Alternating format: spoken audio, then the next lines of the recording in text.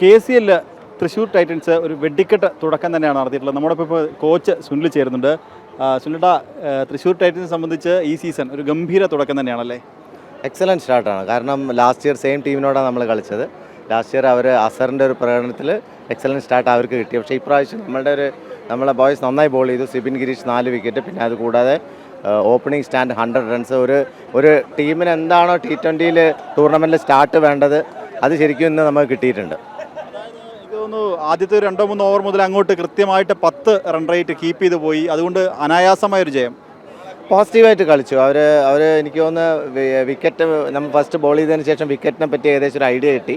അതിനുശേഷം അവർ എടുത്ത റിസ്ക്കും എടുത്ത ഷോട്ടുകളും പെർഫെക്റ്റ് ഷോട്ടുകളാണ് എടുത്തത്. അതുകൊണ്ടാണ് അവരത് പവർ പ്ലേ കഴിഞ്ഞിട്ട് അവർ സ്റ്റോപ്പ് ചെയ്തില്ല. അത് ഒരു 15-14 ഓവർ വരെ അവർ ആ പാർട്ട്ണർഷിപ്പ് കൊണ്ടുപോയി. അതുതന്നെയാണ് അതിൻ്റെ ബ്യൂട്ടി. ഇന്നത്തെ ആലപ്പുഴയുടെ പ്രകടനം എങ്ങനെയുണ്ടായിരുന്നു?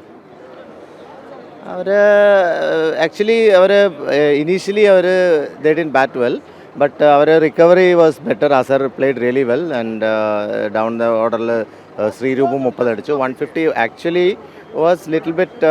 നമ്മൾ പവർ പ്ലേയിൽ ഈ സ്റ്റാർട്ട് ഇല്ലെങ്കിൽ മേ ബി നമ്മൾ പവർ പ്ലേയിൽ ഒരു 30-for-2 അങ്ങനത്തെ സിറ്റുവേഷൻ വന്നിരുന്നെങ്കിൽ maybe would have struggled and would have finished in 20th over അങ്ങനത്തെ സിറ്റുവേഷൻ വരികയായിരുന്നു. പക്ഷേ നമ്മുടെ excellent opening stand helped us to win the game.